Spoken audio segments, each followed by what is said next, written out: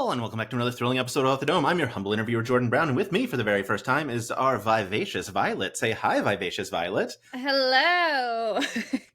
Is that, Katie, I don't know if that was vivaciously, but... It was perfect. Okay. It's the energy that Violet brings, Yes. which is obviously what we're here to talk about.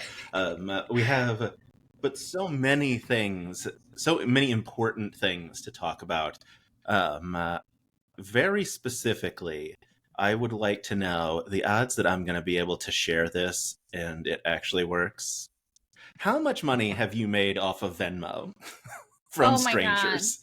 God. I have no idea. I would have to. Okay, so the vast majority of people sent like 69 cents or like perfect joke. Yep. 42 cents or like something like that, like a humorous amount. So I got a lot of I got like 100, just a single penny, and then a lot of people sent like $1, and then a lot of people have been requesting money, and I am just saying, no, listen, I will not send money back because I need money. So it has been a weird amount of money. I'm not exactly sure. I would have to go through literally hundreds of Venmo transactions to figure that out. So amazing. I just wanted to put this up on the screen so that people have the opportunity to send you more money on Venmo. And actually, that's a great idea. Thank you so much. I appreciate that. Yeah. Wonderful. Yeah, I remember when that happened, and like I saw, I think the Reddit post was like, "Is that really Katie's like Venmo QR code?" And people were like, "I sent her $1, so I think so." It is me. Some would say that was stupid, and maybe it was, but it's too late now. Too late. Hey, if you haven't gotten banned from Venmo, then I think you're fine at this point. I think so, right? Yeah. Yeah. I got banned from Venmo once. It was, they wouldn't tell me why. And so then I got, absolute mystery to me. I also got banned from PayPal at the same time because PayPal owns Venmo. And I didn't use PayPal at all. So I was like, well, this is just retaliatory. Like, I didn't do anything here. That's weird. I'm so curious. And then you got unbanned?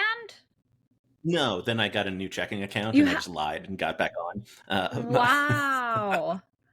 Weird. Not for Venmo. I got a new checking account. And then I was like, hey, I bet they don't know this number. And they didn't. So. Okay, good. Yeah. But, wow. Yeah, I went from the Jordan Brown on Venmo to not the Jordan Brown because I thought I'd trick him. That's really smart. Honestly, they're never going to know, which is great. It's too big a company. Well, I'm so excited to talk to you about so many things. Like I said, I am also like you are in. You said your childhood bedroom. Yes, unfortunately, I've been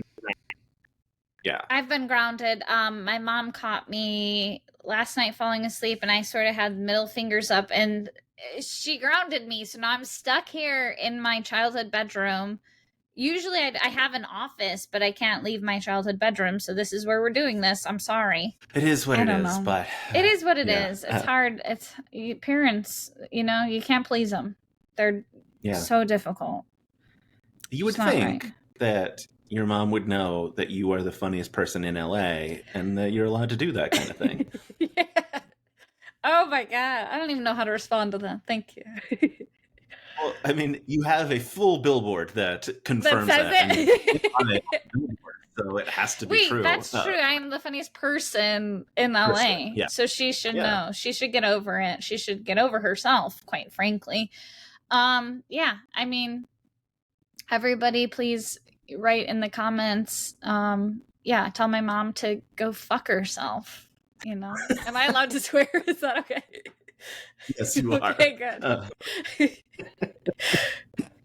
Oh man, I want to ask so many game changer questions. Obviously, we can't get into like the part 2 of the finale because it hasn't aired yet. No. Although it does feel like we probably have a pretty good guess of some level of the outcome based on the funniest person in LA, but who's to say? I also think it is not out of the realm of possibility that like Jess or Brennan would buy you a billboard because it would be funny.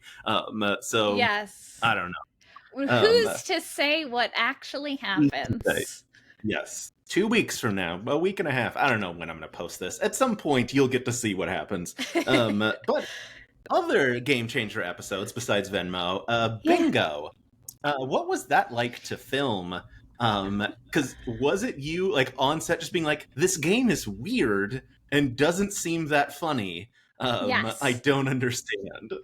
That, like, truly, I cannot describe the experience of being on that set, because you go into Game Changer as a performer and you know something is going to happen. Like, there's always a twist. Like, you're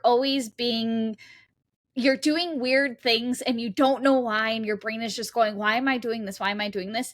But usually you can kind of figure it out like pretty quickly, right? Like, you're like, okay, they're testing my like heart rate or whatever. This time I was so confused. I was confused the entire time. I was saying, these are the easiest prompts. Like, I don't feel like I'm being that challenged, and I cannot figure out what is happening. And usually I can figure it out, and sometimes I'll like, I'm still trying to play the game and not be like, ruin it, oh, I know what we're doing. But I truly was like completely in the dark. I had no idea what we were doing. And then all of a sudden when Sam goes, like, the winner of bingo is here, and like they come out, it blew my mind. And then when the next group came out, I was like, wait, so now I'm confused again. So it blew my mind. It was such a good episode. It was honestly my favorite episode we have ever done. And I think like they spent so long, they knew us so well. And I actually remember at Raphael's wedding, Sam had been like, I remember him getting us on. It was me, Reika, and Sam at a table, and we were talking about like things that Katie does or things that Reika does. And I was like, oh, that's a fun conversation. Yeah, I think I kind of do stuff like this. And like, I have the weird hands, like I go like this in every episode. And then it clicked afterwards. I was like, Sam was like asking us what we were fully giving him all the information he needed to like, to do that. But it was such a good episode. It was so fun. Truly my favorite episode ever. Yeah, it's such a great episode. Also, probably really fun for you because you get to watch back and discover the game that is being played. Of just like, oh, here's everything I didn't get to see. Because I know, like I talked to Vic about, like Sam Says 3. They just fully blacked out for the entire experience. They have no memory of what happens. Like, watching is like getting to see it for the first time. But for this, literally, like, you couldn't have known what was happening behind the scenes. There was no way. And I remember, so the dog one where it was, Lily had me write like, my dog is sick, something like that. And I remember being like, does Sam think like this is hard for me? Like, does Sam think this is a challenge? Like, I am crazy. I will do anything. So I was like, in the episode, you can see me acting, being like, I don't know if I can do this one, Sam. But it was literally just acting. So I was like, 100% I'm going to do anything he asks me to do. So it was funny. I had no idea it was Lily. Yeah. Yeah. Such a good episode. One of my favorite parts of that episode is what we learned after that Grant was supposed to be in Brennan's spot, because I think you can see it on Brennan's face at the end of just like the fact that Trap won the second room, with an hour's notice of, hey, we're doing Brennan instead of Grant, and they made like a new bingo card for Brennan instead. Just like that mental break of, I'm so predictable, someone won with an hour of prep work on me, is so good.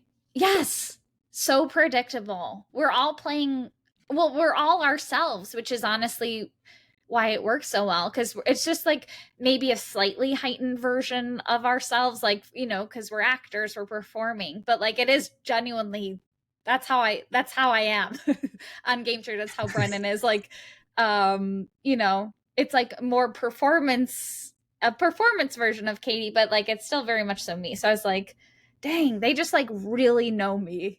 I've been there for so long, of course they know me. I know it makes and also makes things like Thousandaires make so much sense in terms of a concept of like, I'm going to delight my friends with the $1,000 that I get to spend on them because I know my friends so well and I know what's going to like really tickle them. Yes. And it's such a brilliant use that Dropout has like made not just community for like folks like me who are watching and fans, but also folks like you, the performers, like, oh, we want you to be friends because there is a bigger reward if, you know, Dirty Laundry is personal when people are telling stories, or like Thousandaires is like people really enjoying each other when Sam buys you a goth makeover, you know, like what a delight those things get to be. Absolutely. Yeah, that's so true. Yeah.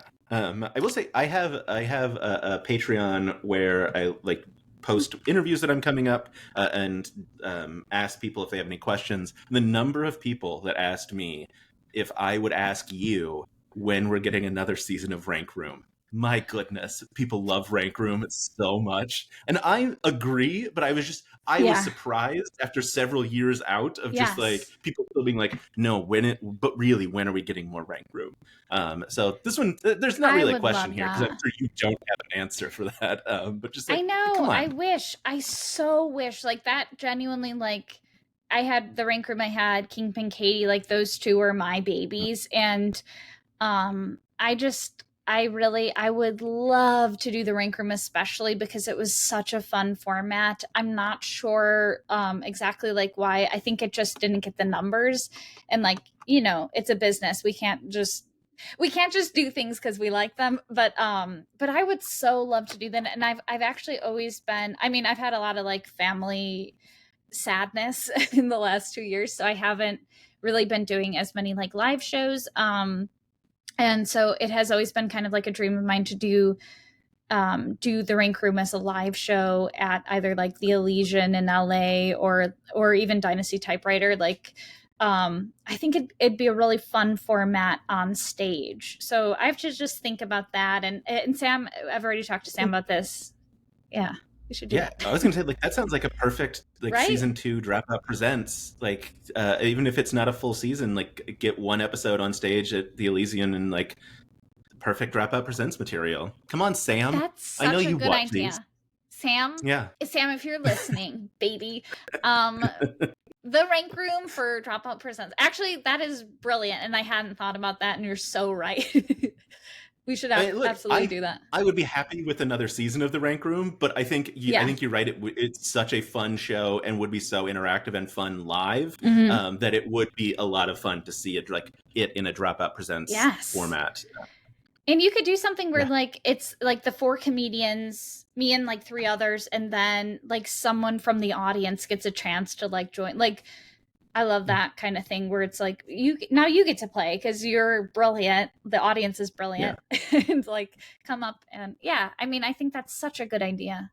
I'm gonna text Sam about that. Perfect.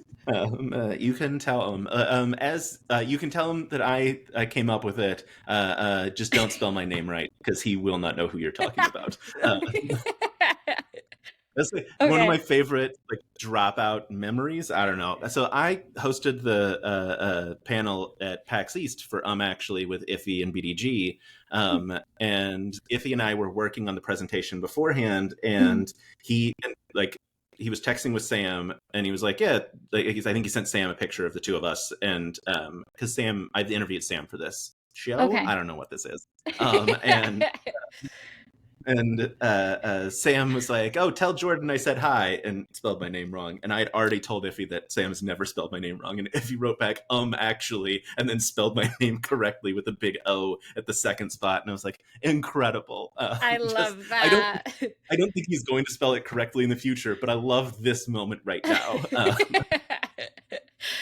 I love that. That's cute. I mean, to be fair, I said I have always called Game Changer Game Changers, and then it was during an episode where Sam was like, there is no S, Katie.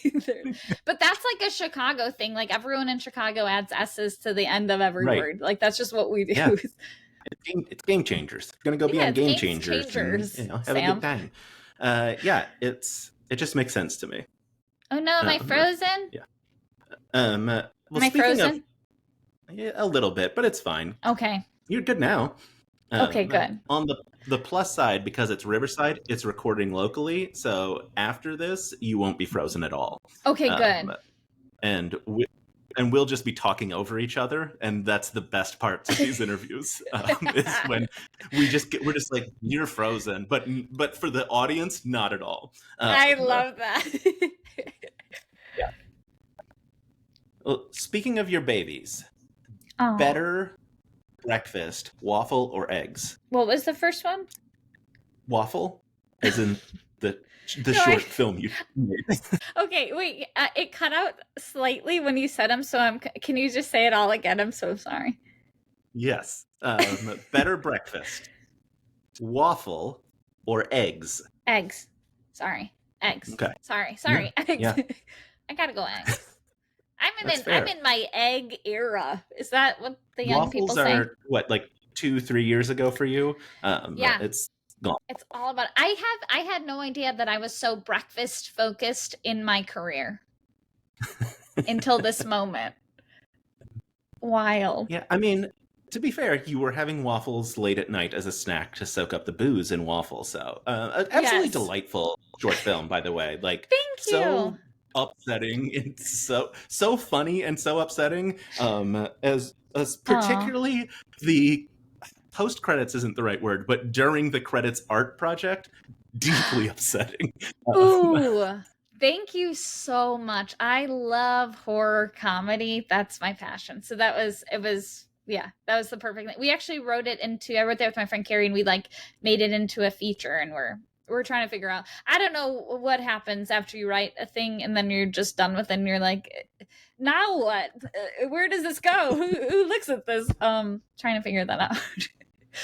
Entirely fair. Yeah, I don't know the answer to that either. No. You send it to Sam and tell him. I don't know. Just that's my only guess for any of this. He'd be like, "We don't do features. Why did you send me this?" But actually, I should probably ask him. Ask Allie and Grant, and just be like, "Hey, how did your movie work?" And then follow that model because it got made. So that's a very good point. Obviously, you know that because you're in it. But yeah, one of the things that I really loved about Waffle is Carrie says he's calling for Raphael, and I was like, God, I hope it's Raph that shows up, and of course it is. But I was just like, I want it to be him. And then like the second reveal of just like, oh, sorry, you're out of time. It's just so good. Oh yes. Thank you. Raphael is in it because literally Carrie and I were working on it at a diner, and we were like, well, who's going to be the boyfriend?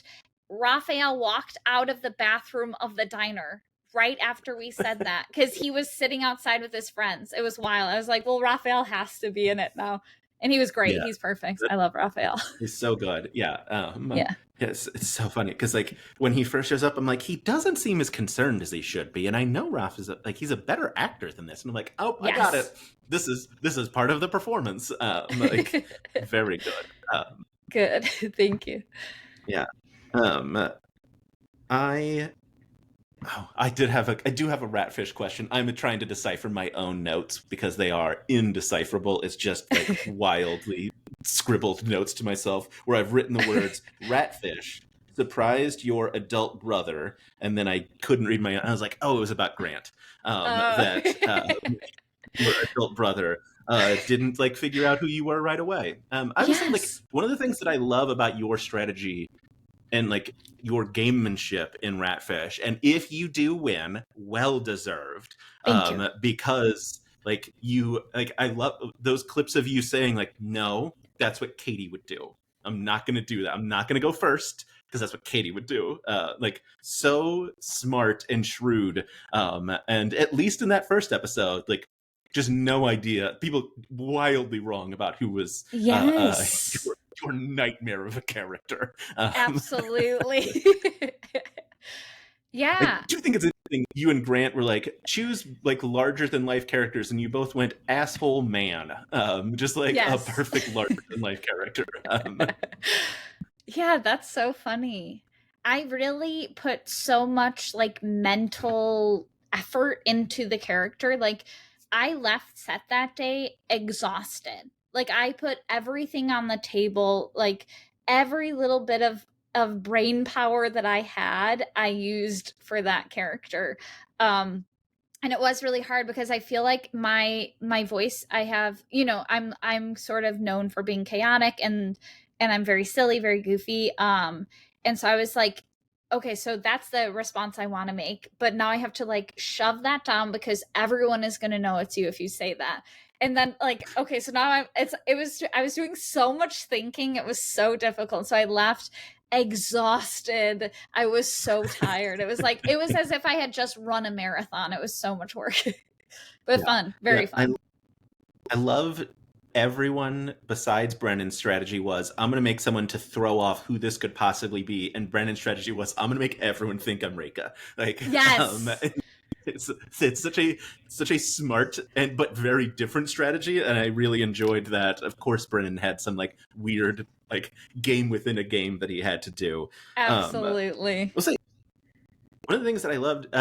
Each room seemed to be very specifically designed for the person in it. Like, what were did you notice any touches in your room that you're like, oh, like props really thought like this room's for Katie. We're making a Katie room. Yeah, I think just it was like very whimsical and colorful and kind of wild, and like that felt very true to me. Like so I wish that after we shot it, I went into all the rooms. I went into Jess, Reika, and I like went through the just our 3 rooms. And like art is so good. Like Dropout has the best art people, and I wish that I had seen all of them in person because they are so beautiful. When I watched the first episode, I was like, this is amazing. I would love to have all of them like come and do my house. I don't have a house, my apartment. But I would like love to have them do it. It was so cool, and everyone's felt very specific. Yeah, mine was very whimsical. Jess was like almost like country, like hippie kind of a thing. And then Reika's, of course, like all the desserty things and just sweetness. And then like, yeah, it was just like so good. They killed it. They did such an amazing job. Yeah, everyone felt like I noticed someone was online was talking about how Brennan's room, like everyone else had like big lush couches and Brennan had this like half a bench, and people were like, that's what Brennan wants. He doesn't want to relax. He wants to be on edge and have a giant platter of snacks in front of him, and that is what they provided for him. Like, I love it. The first time we see Brennan, he's like eating something. I was like, Brennan is being Brennan in the best way. I love Brennan. I love it so much. So good. Yeah, I'm assuming it must have filmed before Smarty Pants, because no one had guessed that Jess was the wrestler, even though Jess obviously has a deep love of wrestling. Yes. I was thinking about that as well, because I was like, it was so obvious that it was Jess, not because like just because of the wrestling thing, not because the character, she did that brilliantly, but the if I think that now if we had filmed it after that, I would have been like, Jess wrestling, obviously. But no, it was great. Yeah, so it must have shot beforehand. Yeah, for sure. Speaking of Smarty Pants, eggs. I mean, such an incredible presentation. Truly, I loved the show from like the moment it started, but your presentation was on such another level of silliness, which I deeply appreciate. Wait, can I tell you? Yes. Can I tell you? Anything okay. About it. I did not know that it was okay. So I told Clayton, or we just did a variety interview, and I told the story of how I knew I was going to be a comedian. And it was just basically I was going to go into finance, and then I during an interview someone was like, you are a very strange person, and then I was like, okay, this is not the world for me. That happened again after the egg presentation, because I thought that I had done a lot of research. I know someone in the comments was like, this seems like she just pulled this together, and I was like, ouch, no, I hadn't. Like I had actually done a lot of work. That person. Yeah. Thank you very much, because I was like, I put a lot of effort into this. Like I am a type A person, And I like researched everything, double checked everything. Like I had citations. And then when I did the presentation, I literally thought I was being so normal. Like I thought I was just giving facts and like having a couple of little moments of silliness, but mostly I was like giving these people information. And then afterwards, Sam came up to me and he was laughing. And I was like, what? And he was like, that was wild. And I was like, what are you talking about, Sam? That was literally normal. Like I wasn't funny. Everyone else is gonna like be so hilarious. Like nothing that I did was funny. It was just facts. And then I watched what I did and I was like, no, that was insane. That was absolutely wild. And they cut out the part where you restarted your presentation. They did. They cut out so much. Yeah, which is like extra wild behavior to be like, no, you weren't listening. I'm starting over. I think it was like 45 minutes where I was just talking and it was so bad. We were supposed to do like 10 minutes and it was so bad. And then the director was like, we had to figure out how to cut yours if I could like cut yours down because you talked for so long. Terrible. Oh, that's so good. I will say, I'm so nervous my butt cheeks are shaking has now entered my vernacular. So thank you for that. It's true. That was very good. Yeah. What was the process when I'm assuming like Paul and folks like came to you to be like, hey, what presentation would you like to do? How did you decide on eggs? And yes, just what happened, Katie? I had a few. Okay, so I remember I had a few different topics. They were all food related, I think. And actually, there was one about. I wish I remembered. There was one about Shakespeare. I don't know. I think I was trying to sound smart. Go for Ross on that one. I'm so like not well read. But I I think eggs was the one that they were like, this is like the most not, because they want everyone to have a very different topic. They don't want people talking about the same exact thing. So I think eggs was like was maybe my first choice, and they were like, definitely do eggs because that's not like and no one else is talking about eggs, obviously. So do eggs. But I wonder how I got on that. I think at the time I was going egg heavy with my diet. I have since kind of pulled back on eggs a bit more. How many eggs have you eaten today? No eggs today. I've been getting into steel cut oatmeal, the instant packs, and then I'll add some sort of berry into it with some milk. If you're curious, that's kind of my new breakfast thing. I am, yes. Okay, was how to hard boil an egg your game changer Google search related to your Smarty Pants presentation, or just coincidence? Perfect. Just coincidence. Yeah, you know what though, because that would have been many people were like, she was researching for Smarty Pants. No, I was not. It was that would have been around the time when I was like thinking of no, this would have been before we even talked about like the topics, but it would have been that I would say that was during my egg phase. So so it's just eggs were on the mind during that period. Yeah. So good. This is going to be the greasiest transition. Speaking of eggs and coming out of your shell, Violet Bitcherton, huh? That's a transition, wasn't it? Perfect. Oh man, Violet, absolutely. Moment one. Well, first of all, so I've listened to the pilot. First of all, our internet went out for like a day and a half, and so I had downloaded the podcast and I was listening to the pilot, and it's the vicar and Davis, is that his name? Yes. Davis. The vicar and Davis are like walking along, and you are in a ditch moaning, and I have my headphones in, and I'm like, what is that noise? And I'm like, I can't because like our TV's not on because we don't have internet. So like, I was like, there can't be other noise in here with me. Like, where is this coming from? And I was like, oh my God, it's in the show. And I got to talk to Brian already about it. But yeah, walk me through the choice of Violet. We can talk about character in a second, but Violet in a ditch for her introduction. Yes. I think that they asked me.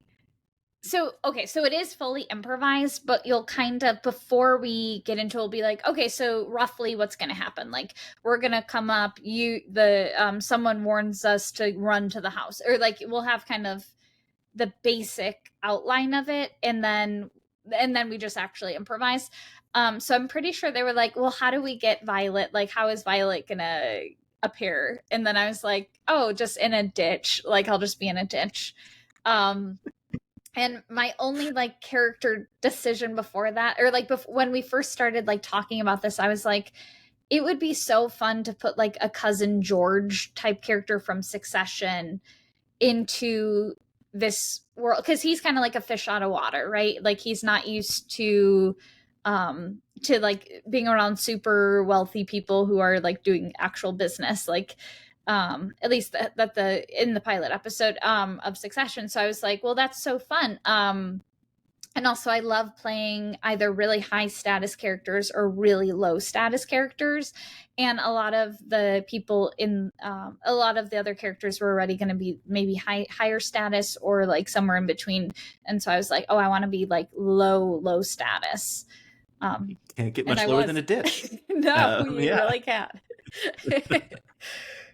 It's true. I also like, as you started and you're like, I'm from Bath, I had to look up. I was like, is there a different Bath than the one in England? And there's not. A bold choice to not do any accent. Yes.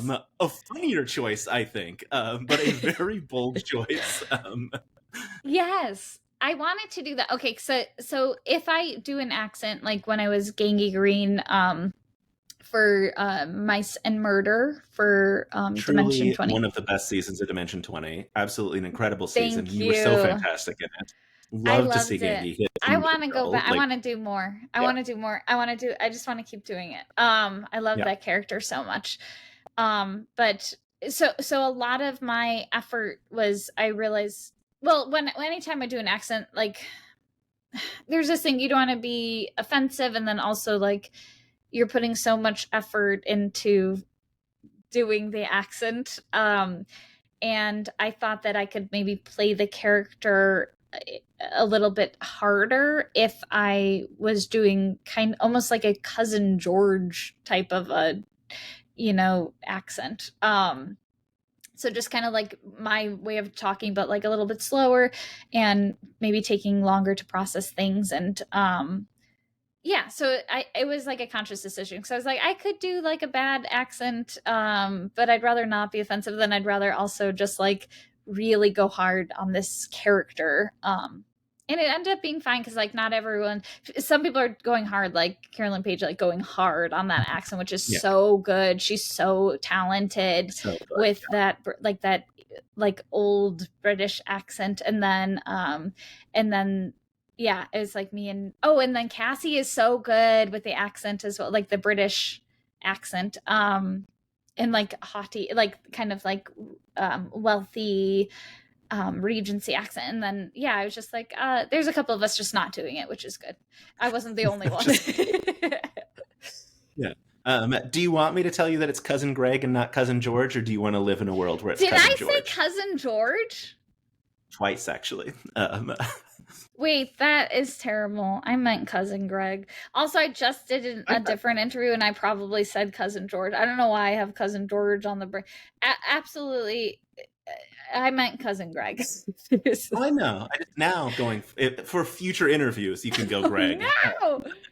Yeah, we'll see what I do. I probably won't do it right, but it's fine. Cousin Greg, that's what I meant. There's only one cousin in Succession, so like it's fine. Yes, Cousin Greg. My goodness. Oh my God, I am so bad. One of the things that I love about Violet, we can just move past it. Is should I just read? Should I just start over? Yeah, I'll start the over. whole thing Listen, over. start it. One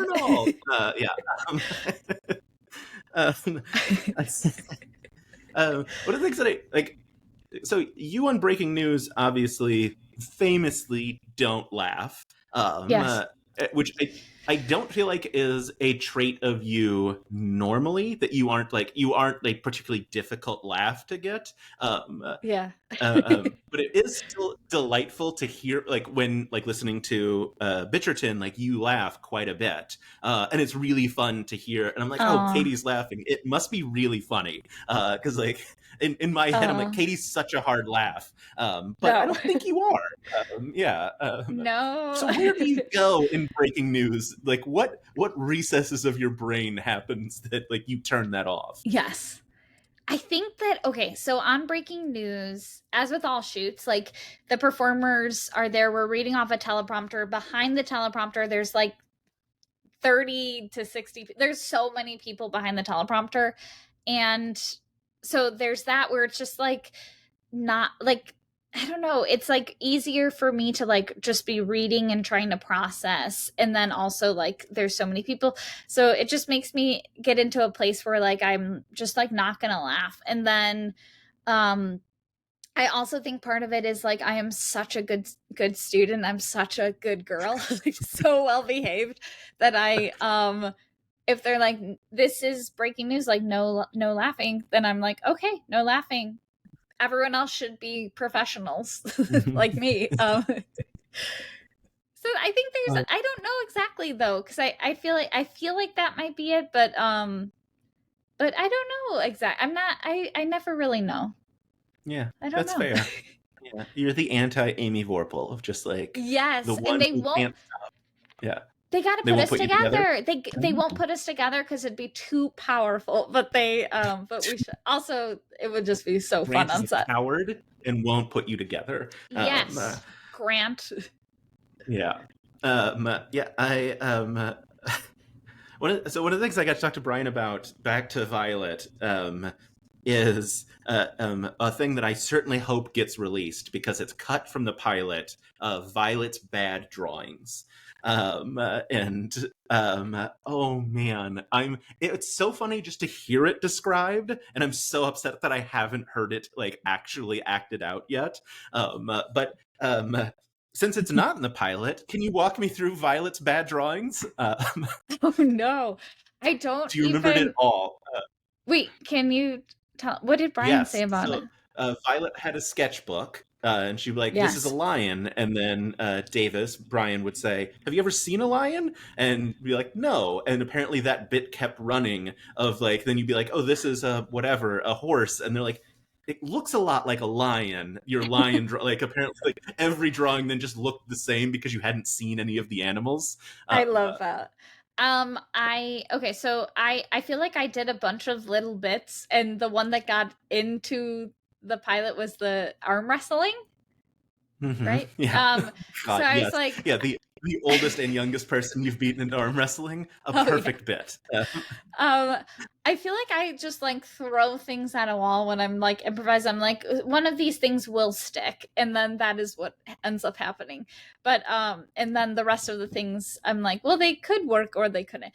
I'm glad that Brian chose to go with the arm wrestling, because you don't want too many bits happening at once for one character, I think. Yeah. But yeah, I like the drawing thing, and it feels true to the character. Almost she's a bit of a she's kind of like a child, where she's just like doing little things and hoping that people are impressed with her. And I feel like the drawings are like one of those things. The arm wrestling thing is definitely one of those things as well. Just like yeah, I don't know. I think of my niece being like, look what I can do. And then she does almost nothing. And we're like, incredible. Yeah. Yeah, I have my son is about to turn 3, and today he showed me the thing he could do, which he put a blanket on himself, and then he jumped off the couch onto a pillow. And I was like, yeah, bud, you nailed it. Like, very impressive. Yeah. And like called me down the hall so I could come see him do that. Oh, that's so cute. I love that. Yeah. But yes, that's Violet. Yeah. That is like Violet. That's the same energy that Violet brings. Oh, it's so good. Yeah. I know, I'm going to guess you don't know all of the Patreon, or Kickstarter rewards that are like coming out, which is fine because Brian laid all of them out for me. Okay, so good. I've got all of them somewhere recorded. I don't remember any of them, other than Brian did say that if you all get $1 million, he's going to make you turn this into a TV show. Just so you know, that is his plan. Oh my goodness! Now, I don't know what the odds are that a Kickstarter gets $1 million. I feel like not great, but I mean, that's a solid reward. I want to see Iffy and Brian play father and son very badly in visual format. I would love that. People who could not look less similar. And are the same age, basically. Yeah. Yeah. But yeah, the Kickstarter is starting, I believe, June 13th.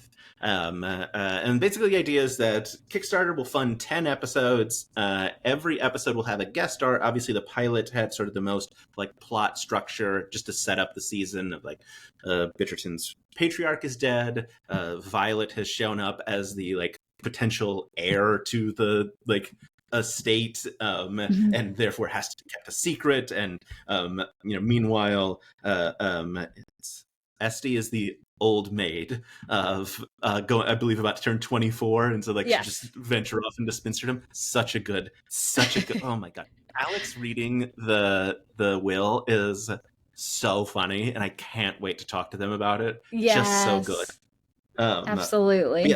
And obviously Patience as the matriarch, and Gwendolyn entering the debutante is not the right word for it, but that season. And then each episode I know is going to have like guest cast come in to like drive the plot of an episode. And I know who's there, but we're not revealing it yet. Okay, good to know. I'm sure you know who is also coming. How excited are you? Because obviously, like, I'm here because it's tangentially Dropout related, because there's so many Dropout people in it, and that guest list also very Dropout heavy. How excited are you for the potential to live more in this world, get to play with those guest stars, get to play more as Violet?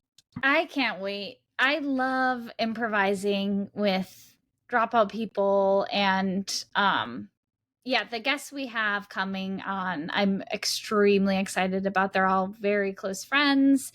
And there's like nothing I'd rather do than improvise with friends, truly. Yeah. And I mean, already like a bunch of friends in the form of your other castmates as well. I already love, I mean, everyone has been so funny. It's my first time improvising with some of them, and I also really love improvising with new people who are just so good, so talented. And it's like easy. It's so easy, everyone's supporting everyone else. That's the whole key to this, is like, I'm trying to make you look good, you're trying to make me look good, and in the process we're all looking good. It's great. So much fun. It all like fires on all cylinders so quickly in the episode. Of just like the introduction to the entire idea. I love that, like, we get the reveal at the end of, I've already forgotten her name, the gossip girl of it all.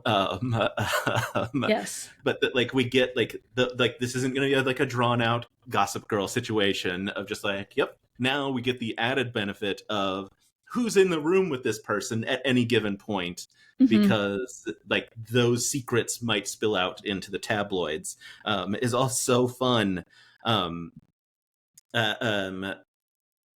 Have you given any thought to like where you want Violet to go, or are you just fully expecting like, we'll do it on the day kind of thing, or do you have thoughts of like where Violet is going with this?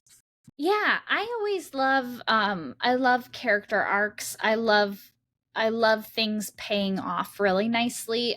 So I would love for Violet to get some happiness.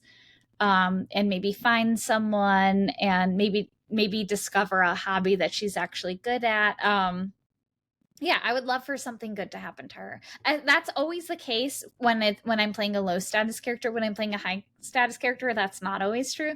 But for Violet, I really do want her to be happy in the end. Get some respect, maybe. I love that. What was the happiness goal for Gangy Green then? What was Foley got a family. in that, yeah, it was, you know, this Gengi was such a loner, started as an orphan and really found family in the end. And for me, that was like beautiful. That was perfect. That was exactly what I wanted. So yeah. I know I mentioned it already. I love Mice and Murder so much of like that, because it was obviously a difficult time, everything's shooting remotely, but like such a brilliant use of remote shooting to be like, oh, we're going to include text messages to like unravel the mystery that other people, some people are getting and some people aren't. Made it a thing because it's so cool for that season that it wouldn't work the same in the dome in the same way that it worked remotely. Like you would have had to make a setup where like you have literally like a screen in front of you that has like blinders so no one else can see it and you get a message only. Like it just wouldn't work the same. So it was so smart, and became such a, I think, fantastic season, and obviously underrated season because people struggle to go back and watch COVID content, and I understand, but like go back and watch Mice and Murder. It's so truly good. Go back and watch it. It was a great season and we loved doing it, and it was yeah, it was wonderful. I truly would love to do something like that again, and then I would also love for people to watch the original season. So go see it. You'll see it. Yeah. I obviously today we got the new trailer for Never Stop Blowing Up. So like Dimension 20 is chugging along. And one of the things that I love, and like obviously like Mice and Murder plays so much into this, is how much Dimension 20 plays with genre, very specifically. Like we're gonna have like a whole, like obviously today we got Never Stop Blowing Up, a whole 80s 90s action extravaganza silliness, and looks like so much fun. And then like we get the like, well, what about the anthropomorphic animal mystery, like the Sherlock Holmes is a rabbit, like so brilliant and so fun. If you were pitching a Dimension 20 season, do you have one, like I have a genre I want to go play in? Or is it just throw me at the table, whatever, I'll do it? No, I have one. Okay. I would love to be like old-timey circus performers. And some sort of mystery. Yes, I would love to do this. And like some sort of, I do genuinely love like the murder mystery genre. So like I would love to do something like with that again. And yeah, I mean, it gives everyone an opportunity to be a really fun character, and yeah, it would be so fun. I mean, it'd be so fun. Instantly, my brain is like the projections of the circus tent, like it all, like it's such a specific visual that like you could really lean into. It would be delightful. Yes. Well, now that's all I want. Brennan, you won't be watching this. Brennan, you don't want. Yeah. No. Get it together. Shawbuck, you might see this. Do it. Yes. This is this is so much fun. All of this is so much fun. I know you mentioned. We're just jumping around because like there was a point where I was like, we have to talk about Bitcherton, or I will have wasted Katie's time. No, it's not a waste. Listen, she's so here specifically to promote. I'm here to talk about anything you want to talk about, honestly. Great. The heart monitor episode of Game Changer. What was the shooting that like? Like what was the like having knives not really thrown at you but thrown at you? Like how did that go? That was a very weird day for me, I will say. So I remember it so distinctly, and this is sad and I apologize, but I'm still gonna tell it. So I remember I was driving to set, and okay, so my dad died a few weeks ago. He had cancer for 6 years, but then the last 2 were like terminal. But so it was when I was driving to that shoot that my mom called me, and then she did that thing that like all moms do apparently, which is like, how you doing? And I was like, oh, I'm doing great. I'm going to Game Changer. And she was like, yeah, well, nothing too much going on, like talking about nothing. And then as we were about to hang up, she was like, oh, by the way, your dad is dying.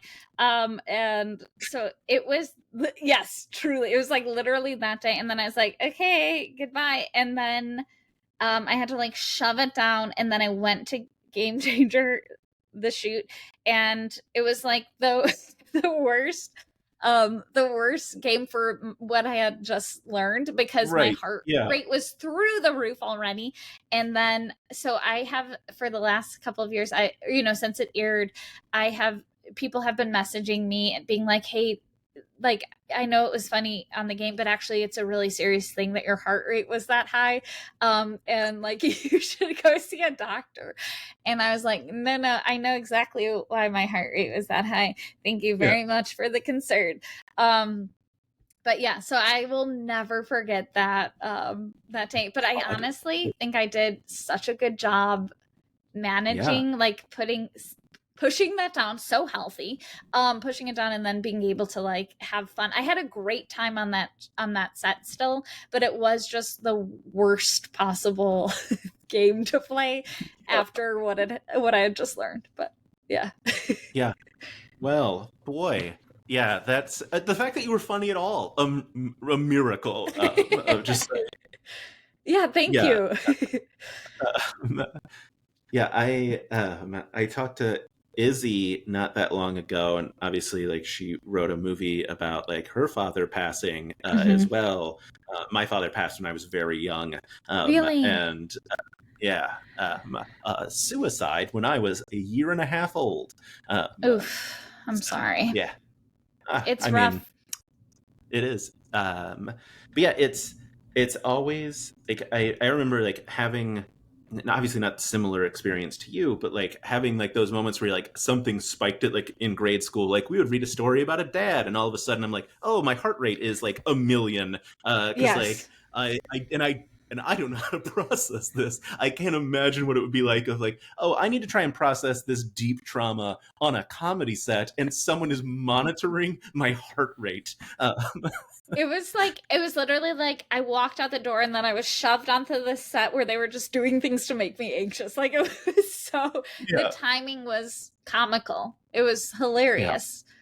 But yeah. Like, I feel here's that. what you need to do to make me anxious in this moment. Literally nothing. I'm there already. Like, yes, absolutely, 100%. Well, I don't really know where to go after that. Oh, that sad story I just told that brought the whole mood down. I'm sorry about that. Fine, I asked, so it's on me. I am honest. I'm too honest. Known. You should have known. You should have been following me on Instagram and known. But no, it's fine. I do follow you on Instagram. I just didn't remember or didn't see it. Yeah.